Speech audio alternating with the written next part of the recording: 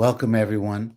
My name is Steve Stein, and I'm the host of the Street Smart Wisdom podcast. And today we have a special guest. Catherine Hallissey is with us. She's a psychologist from Ireland. Did I get that right? You All did, right. Steve. And today's topic is modern parenting in challenging times. Well, welcome, Catherine. Thanks so much for having me here, Steve. It is lovely to be here to talk about my favorite topic, that is parenting, and how we can make it a little bit easier for all of us. So maybe take a sec to introduce us to, who you are, what you do, and then we could start discussing. So, as you shared, I live in Ireland. I'm a mum of 5 kids, and I have a private psychology practice and an online parenting membership and short workshops. So, over the last 22 years, I've worked with thousands of parents on a whole host of issues, just from general reducing stress into clinical issues like OCD, anxiety, low mood, school attendance difficulties, all sorts of things. And what I try to do is I try to take everything I know from my clinical experience and the research and distill it down into simple everyday practices that are manageable for parents to make life easier, to help our children flourish as best they can and to reach their potential, and also for us to reach our potential as parents. That's brilliant, because part of our parent company is Wisdom Feed, and our kind of goal is taking ancient ideas down to street level. You know, so again, I think the common trait is what's practical. What's relevant to people. And I always have through the voice. We're Wisdom Feed Plus and Better Listen the audios I've been producing over the years. I there's a voice. Well, what would my friends from Brooklyn say about it? Will they roll their eyes and say that's touchy feely, or is it like relevant, to everyday people? So tell us a little bit more about, you know, uh, what you do. So it's interesting, when I was starting out in my profession, I had lots of great ideas and that I felt were fantastic strategies for parents to try, things that I knew were evidence-based, that I knew they were effective, and yet maybe were hard for families to implement into their busy lives. And as I have become a parent myself and added more children to my family, I've had to get really, really smart about how to use my time as a parent and go for the most effective strategies that take the least amount of time. So really distilling it down into the most effective. And it's like what you say there about taking it to street level. I think you can have the best strategies in the world, but if they're not things that you can do easily, then you're going to revert to your default programming, which is likely how you were raised yourself. And I think we all want to, every generation wants to do better than the generation before. It's the gift that we give the next generation. And yet we also need strategies that are easy to implement when we're under stress. Like you talked about, in challenging times, we need strategies that work, but that are also easy to use. Hmm. And we were talking for a sec before we started the session, and you said something interesting that it's kind of obvious, but I like the way you kind of verbalized it. You know, pre-COVID and post-COVID. And so what is parenting in the post-COVID world? I never heard that expression, but damn, is it accurate? My kids were a little older than yours, but I get it. I get it. I think it's important that we acknowledge that we have been through a huge collective experience. It shook a lot of our concepts of what was certain and what was definite, and to see that the world can change. And then, so that's the first part of it. Then the second part is coping with the fact that there was risk, but not just that, like from a psychology point of view and from a parenting point of view, the impact of the reduction in our social connection, the impact of the reduction in our parenting village. So many parents had to do an incredibly tough job in an incredibly lonely situation. And that, of course, has left a mark. And it has left a mark on us as parents and also on our children. And we are seeing increases in anxiety. We are seeing increases in difficulty with social connection. And it will take time to heal this. Just because it's here now doesn't mean it's here forever. It just takes time to heal this as we work to build back up those social relationships. And we know that these social relationships are an incredible buffer against stress. And we know that there are looking out for positive things in life, the glimmers. That's an incredible buffer against stress. So that's really the bread and butter of my work, seeing how can we use simple strategies that can buffer against stress, both for us and for our children. And at the core of all of that is the concept of parenting from the heart. This relationship-based parenting versus a behavior management or behavior patrol type of parenting. Parenting from the heart. There's one term that I thought that just caught me: the glimmers. You used it in a context that seems like you have a little more meaning attached to it. I don't know. Did I read into that, or is that something you talk about? No, you're right, Steve. So I think a lot of us have become familiar with the term triggers. So glimmers are the opposite of triggers. So while triggers... Wait. I've never heard that before. Glimmers are the opposite of triggers. Because Lord knows it's hard to take 2 steps, this day and age without a trigger or fear of getting canceled, fear of this, fear. So there's triggers, it's like, and forgive me for jumping in here, but it's like there was that movie where, and here I am talking about war. We weren't going to talk about it, but it's like there are triggers everywhere, emotional triggers, but there's also the literal trigger. So I love that there's an opposite to that, a glimmer, like a glimmer of hope. Is that kind of what you're talking about?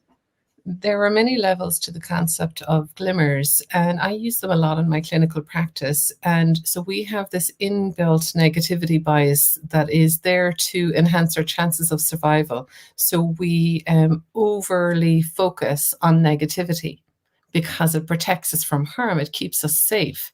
However, it doesn't do a lot for our psychological and emotional well-being. Then glimmers are when you deliberately look out for little moments that sparkle in your day. So it could be you look outside your window and you see a blue sky, or you hear a bird singing, or you get a hug from your child and you take a moment to bask in it. And it's where you deliberately pause and you tune into, this feels good.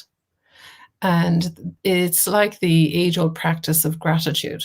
We know that practicing gratitude has been shown to, in general, increase happiness by 25% within 8 weeks.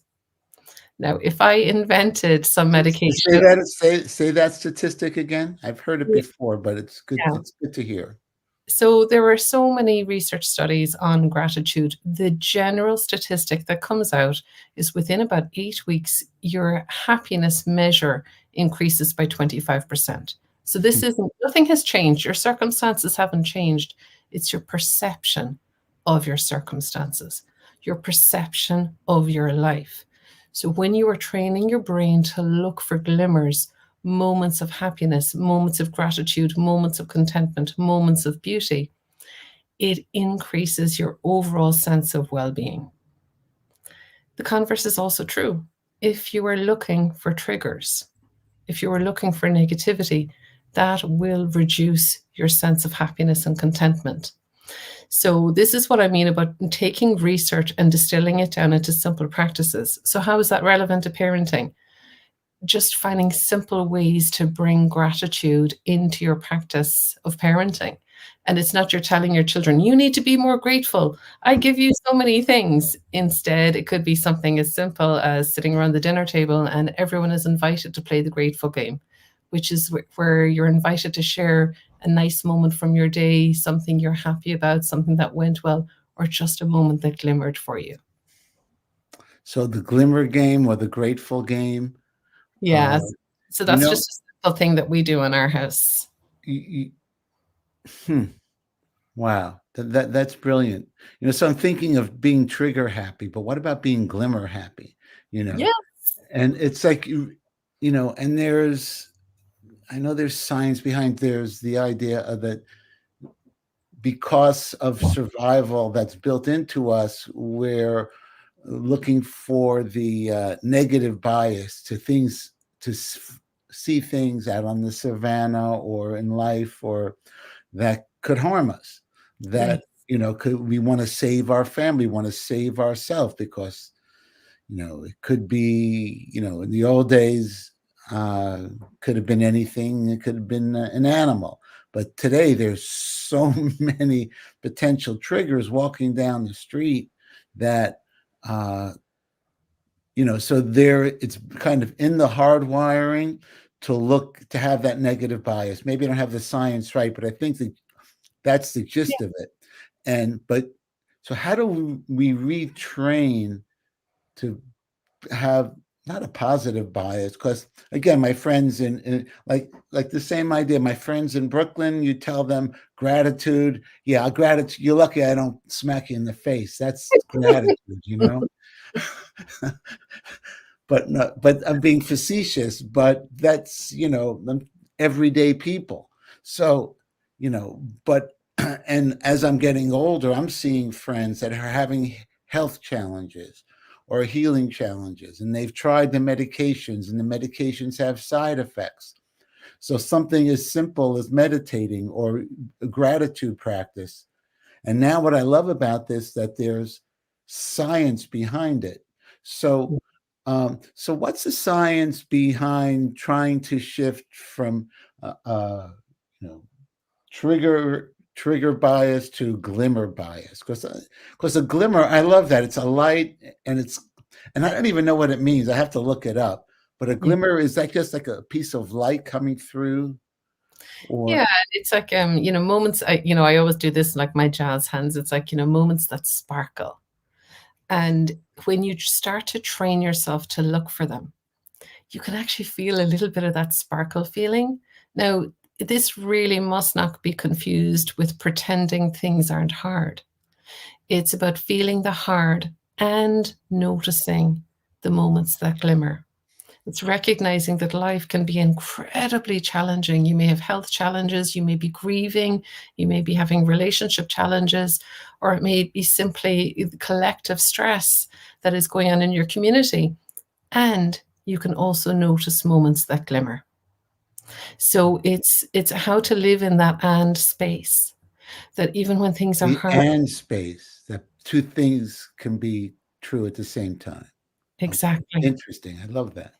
It's the and it's the opposite of the positive vibes only, or it's the opposite even of this idea of always be kind. It's simply about how we can have both, how we can recognize that things are hard. And this is so important for our children too, to not give them the message that life is about being happy. It's not actually, it's simply about living a complete life, and to recognize that even when things are really tough for you in your childhood or your adulthood, you can start to train yourself to notice for some moments, and then you can actually soak in the good and be like the sponge for soaking in that good. Hmm. This reminds me, just intuitively, we live in the Northeast, so it can get a little cold. I remember I would walk we lived near the ocean at the time, and when the sun came up, it was just, and you can get like sun on your face, the vitamin D, the glimmer, it's a literal glimmer. So I used to stop when my Sam, who's in college now, he was 2 or 3, and we used to stop, and we'd be bundled up with scarves, but it was a nice bright sun. So we would drink up the sunshine before, because, and also in the winter, the sun goes down early. But I think I didn't realize that was kind of intuitively what I was doing. But so was that a glimmer bias? Is that a term? Is that a thing? So the concept of glimmers is established. This is just how I interpret it into clinical practice. And I talk about, looking for the glimmers, this glimmer bias, or looking for gratitude moments. And what was interesting, I was observing your facial expression as you were speaking, and as you were reminiscing, as you brought that memory to mind, your expression changed and a lightness came. So I could see that you were reliving the glimmer experience. Right. And is it like I guess it's kind of like neuroplasticity. You do it enough times and it's and Yeah. now of course my son's in college studying neuroscience, here Oh, we wow. so so so it's kind of full circle. But is that there is science behind it, like John Kabat-Zinn talks about meditating and doing the muscle. It's just a muscle. So is it like that too? To That's try now, do you do that? You do that with 5 kids. You have your own classroom, but yeah. is that a thing you do sometimes, or that's a thing, some kind of gratitude, or you go around and share? Yeah, we try to do it every few days. It's like anything, it's a habit, it's a practice. And sometimes I fall out of habit and then I have to reintroduce the practice. Similarly, I have a gratitude journal for myself where I write down things I feel grateful for. And it's a habit and a practice. And sometimes I'm better at keeping the habit going. And then I might notice I've stopped and I have to make a conscious effort to bring it back in again. So the negativity bias happens automatically, but if we want a positivity bias or a glimmer bias, we have to actively practice it. Hmm. And that then is about that neuroplasticity. So that just because we recognize there's a negativity bias doesn't mean we have to stay that way. We can actually train ourselves, just like any other training, any thought training or behavior training that we do for ourselves. Hmm. So, and I think why this is important, that negativity bias was ingrained since we were, the ooze coming out of the after the Big Bang, and over that tens of thousands of years, we that negativity, that survival bias, evolved. So now we're in a situation where, and we're talking about with COVID, I mean, that was from out of the blue. There was no thousands of years to adapt to it. All of a sudden, my kids were stuck on Zoom, and they lost a year and a half. Thankfully, I mean, we know people that were lost, you know, so there's so many layers of it. But just being, and it was like a triple whammy, because there was the fear of what's happening, there's Mhm. the seclusion, you're stuck in your room, and then there's the technology. You couldn't tell your kids to get off technology because they were on school, or at least uh, my son looked like he was on school. Yeah. Then we found out he watched Friday Night Lights all six seasons like 3 times. You know, you know, so he looked like it, and his marks were terrible. Besides that year, it wasn't a good fit for him. Then he came back to his resilient, and he's still coming back. I think the world is still coming back. And then on top of that, now there's uh, environmental angst and wars to deal with. So I think that's why this is so valuable. We don't have 10,000 years to adapt a positivity bias. We have to kind of it's deal with the trauma, but it's triage, because everyone, I look okay, thank God we're physically healthy, but every one of us is going through, you know, uh, you know, stress and things that you just don't know how to put in context, because there hasn't been a context before. So tell me more about what you tell parents, or that kind of thing, to kind of manage all this. I love the positivity bias, or the glimmer. Looking out for the glimmers is great. And so if a parent is struggling to know what to do, my one thing that I want every parent to hear is when you're not sure what to do, default to connection. default to connecting in with your heart will rarely set you down the wrong path in parenting. It's when you were just parenting from the head and you're thinking about behavior control or behavior management, whereas when you drop into that heart level and default connection, the answer is almost always connection. And another strategy I do with parents is, let's say you're having difficulty with your 6-year-old and you're wondering, what's your next step? And I said, now I want you to fast forward 20 years. You're sitting down to lunch with your 26-year-old. How do you want your interactions to be? And what that does is it helps you zoom out of the everyday hardship and think about the type of relationship you want. And when you do that, you can clearly see you need a relationship-based intervention now. It's not about sending your child away to their room or to the naughty step, or it's not about any other type of punishment. It's simply about skills teaching, but doing that in the context of relationship and empowering ourselves and our children to be our best selves, along with some really practical strategies then on how to do that. Wow. So flash forward 20 years and kind of reverse engineer, you know, we used, I'm not proud. I mean, I had teachers in public school, it was like the naughty corner. They didn't call it that, Yeah. but it was, go in the, Miss Sharfstein, go in the corner and count the cracks in the corner. And you're in the classroom with a full class, because we were being kids or, so I'll share a core memory with you, Steve, a core okay. memory of mine. What do you mean by core memory? So it's a memory that comes to mind quite frequently, and it's very small, okay? It's not like a traumatic memory, but it pops into my mind very frequently. I was 7 years old in primary school. It was religion class, and my best friend was sitting in front of me. And as our teacher was reading a religious story, I was plaiting my best friend's hair. And my teacher exploded and told me to stand in the corner.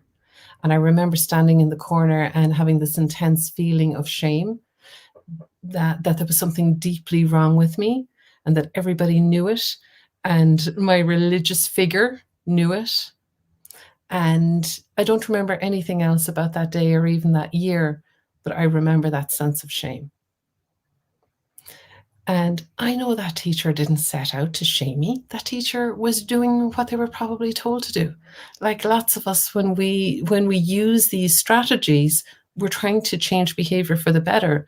And it's not that teacher was deliberately trying to shame me. And I'm not trying to even blame that teacher now. It's simply that was how I experienced it. It doesn't matter about the teacher's positive intentions. This was my personal experience of it. And who knows why that became an experience that really stuck with me, but it still does. And I guess that those type of personal experiences, in addition to my clinical experience, then have really led me towards this concept of defaulting to connection, bringing our children closer when we need to support them through difficult behavior moments rather than pushing them away. So, okay, what does that look like? Your kid is, you're in a park and the kid is like having a tantrum, throw the ball away or this, or, so default to connection. Not, I'm sure you don't mean, yeah, what I won't go Brooklyn on this commentary, but I would say, so what does that look like? It's not a timeout, or it's kind of a timeout, or it's, you try to look them in the eyes, or, how do you do that? When I'm trying to think of a strategy, I have a filter. So I have a number of filter questions that I ask myself.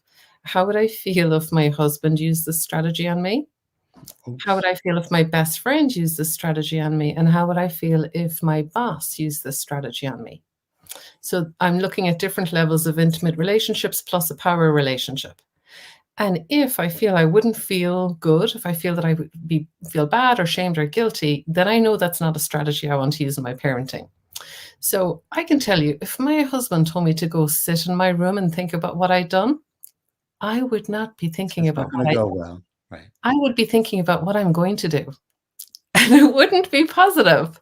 So let's say your child is misbehaving, it's really inconvenient, you're out and about, you're under pressure, you're feeling the weight of the gaze of other parents saying, oh, is she going to address that behavior now? And this is so important. Your number one strategy is the power is in the pause. Just pause. If we can increase that space between something happening and your response, that stimulus and response, that's where the magic happens. If you react immediately, you're more likely to react emotionally, you're more likely to default to old patterns. Whereas if you can pause, it becomes a choice point. You can choose another option. And then if you're doing relationship first, connection first, you look for the mind beneath the behavior. And you can see, okay, something's going on for my child. They're not coping in this moment. So the solution. I'm sorry, say that again. You look for the mind beneath the behavior. Yeah. So Okay. what's actually going on right now? What's the need driving this behavior? And when you look at it like that, the solution becomes obvious. If they're not coping, the answer is to help them cope. So what do you need to do to help them cope? Well, you're checking their basic needs. You're doing the HALT. Are they hungry, angry, lonely, tired? And cycling through what is actually going on for them. So in parks, often it's that they're tired, or maybe they've had to wait for things, or maybe they don't want to go home. There could be lots of reasons. So you're cycling through, okay, what's actually going on here? But and that's when you're doing the pause, and then you always connect first. And so if you can, you're coming down to your child's level, you can invite them in for a hug, you can open up your arms.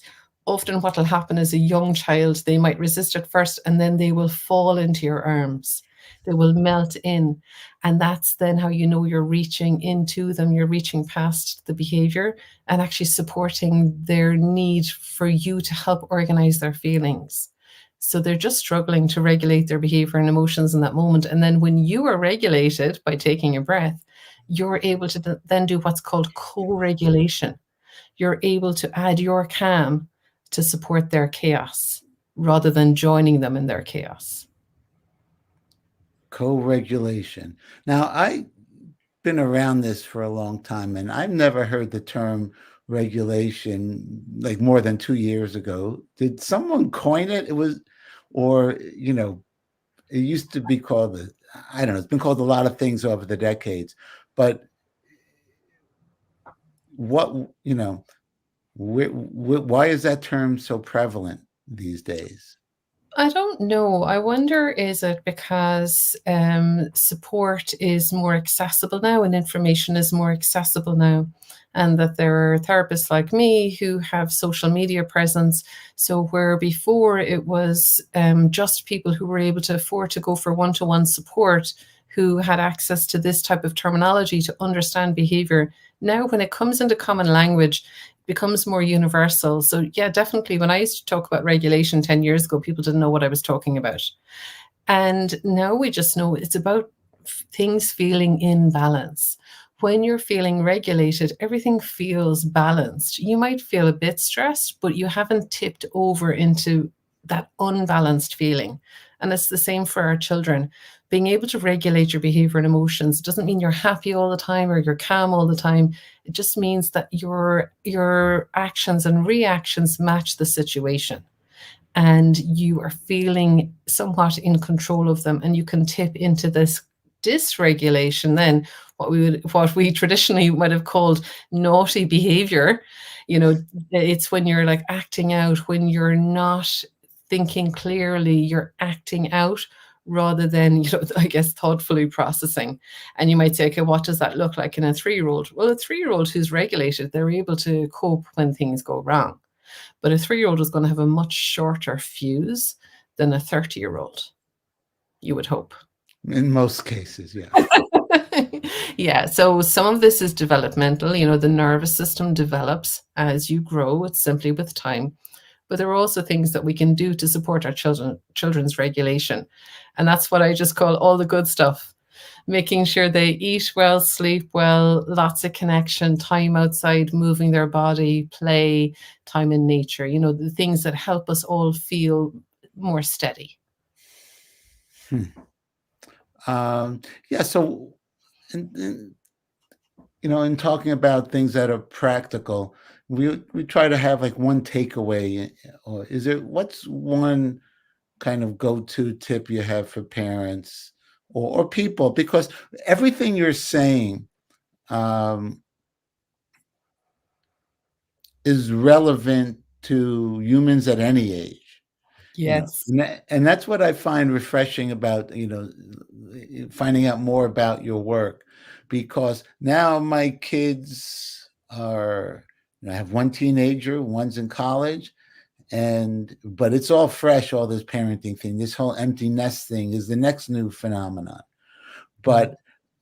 But sometimes I hear people talking about how to, deal with children, and I don't find it relevant to me. But everything that you're saying just seems, is resonating, is resonating. So I appreciate that. So what's a good, uh, we call this a try this at home. What's something people can try at home? Steve, I just wanted to, I suppose, pause for a second and really respond to what you just said there. Good. The reason this is resonating is because there's a universal truth to this. This is about human connection. We're a connection-seeking species. The reason this feels relevant to all of your relationships is because that's the truth of it. It's how we all want to be treated. In our most difficult moments, let's say you explode with your partner or your coworker, if they can see the true you beneath it, it's so healing. If they can forgive you, whereas if they're trying to reward or punish you, it feels manipulative. And when you strip away all of that kind of manipulative advice and say, actually, no, just treat our kids with love, compassion, see the best in them, and support them through it, love them through difficult moments, you're like, oh, wait, that's how I want to be treated too. And it's why it helps us with our adult children as much as with our toddlers. So what's the one takeaway? It's really simplify, turn down all of the noise, and simply default to connection. You can actually feel the truth of that. As I say it, you can actually feel how powerful that is. And so much of what we're told as parents, it's simply noise. And if we can just relate on that one-to-one level, and yes, there are lots of tips and tricks that you can use to support you through the hard moments, but this is at the core. Turn down the noise. And then, so you talked about halt or pause. And, we work with this woman, Ashley Bear, who's a mindfulness instructor, a yoga teacher, but she works with kids in the outside of Atlanta, in a big school system there, bringing mindfulness to the teachers and also to the students. So like the students call her the breathing lady, or she has this, breathing in and out, the starfish thing. And so what would you literally say, take a breath, in the playground or not in the playground? Or Do you mean for yourself or for with your child? if let's say we're talking with a kid, like, you can't say shut up and take a breath. That's not going to So let's say, for example, so these are the filter questions coming in now. Steve, if you're feeling super stressed and you're after exploding and someone close to you says, would you just calm down and take a breath? No, that will not go well. You're simply You can adding. see the caption in my head, right? The response. Yeah. Yeah, if someone, like, never in the history of calming down has anyone ever calmed down by being told to calm down. It's actually a nervous system response. So what you want to do is you want to add your regulated presence. So that means get calm yourself. It's say something soothing to yourself to calm your mind. Something like, this is not an emergency, or this will pass, or I can get through this. Take a breath yourself to calm your body and connect. See the precious human in front of you and just support them through it. So let's say they've hit somebody. Well, you can set that boundary and saying, it's not okay to hit. Tell me what's going on for you. Or, depending on their age and what's actually happening, how you enact this will be different. But at the core, it's you're calming yourself so that you can help your child regulate. You can help them get back onto an even keel, bringing their thinking brain back online so that they can make a more helpful choice. Now, sometimes they might not be able to make another choice for a little while until they've really calmed down. Other times it happens quicker than others. So there's no definite time frame. There's no definite strategies to use. This is more a way of being rather than a set of techniques. Phenomenal. Yeah. So if anyone watching has any questions, they can post it in the comments. But as we, this is brilliant, and I'm excited that we're doing this podcast episode, and look forward to we're going to have you in an upcoming summit, and hopefully do some more things. This has just been refreshing. So, how can people find you, contact you? So on social media, I'm most active on Instagram. So it's just at Catherine.Hallissey. And if you want to get some of my regular tips into your inbox, you can just sign up for my free parent club. That's catherinehallisey.com/free parent club. I have lots of free guides as well that you can check out on my website. And I look forward to connecting with people and supporting them just to make parenting a little easier so we can all enjoy it a bit more. So, so you're in Ireland, but you've been connecting globally on Instagram mostly. Yeah, I'm on Facebook as well, but mostly on Instagram. So so what's that like? Expanding your reach. I think it's only in the last couple of years you started to really to grow. So congratulations. But Yeah. what's that like, being in your own corner of the universe, but now all of a sudden, are you finding themes, or do all parents have the same issues or similar? I think it's really the more I do this work, the more I connect with people around the world. I just see the universality of the human experience. The vast majority of parents want the best for their children, and our positive intentions are the first part. And the second part then is actually identifying where we go wrong, where are echoes of the past influencing our parenting. That's when we start to go deeper. I have a workshop called Parenting When Triggered, which is incredibly powerful. It's how to parent when things are really hard, and to recognize that it's actually echoes of your own past that are influencing you. So you're not parenting in the here and now, you're parenting through the past. And that's when we start to really go deeper. So that's why I say this isn't a set of techniques, it's a way of being. And this is how we can really make a difference with our parenting and parent in the way that we really want to. Well, that's brilliant. As we sign off with this episode, any final thoughts, or, I mean, I've enjoyed this. I think this has been exceptional episode. So, any final farewell thoughts for this session? Yeah, I think it's incredibly important when you listen to anyone sharing parenting advice to really hear the message that this isn't about perfect parenting. Not only do I think that's not possible, I also think it's really unhealthy.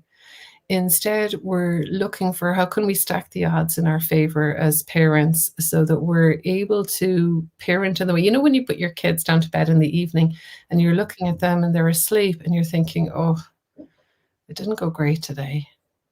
I'm going to try again tomorrow. So I want to be in there to help people with that. I want to try again tomorrow because it's so hard to do it alone. And that's why I set up my membership. It's so that parents have that place to go when they're in the I'm going to try again tomorrow, so that we can just turn down all of that noise and really distill it down into what really works, what really matters, what is really going to make the difference for you and your child. That's brilliant. All right. So, Catherine Hallissey, that was great. Everyone watching the live stream, listening to the recording, thanks so much for showing up. And we will see you next time. Thanks so much, Steve.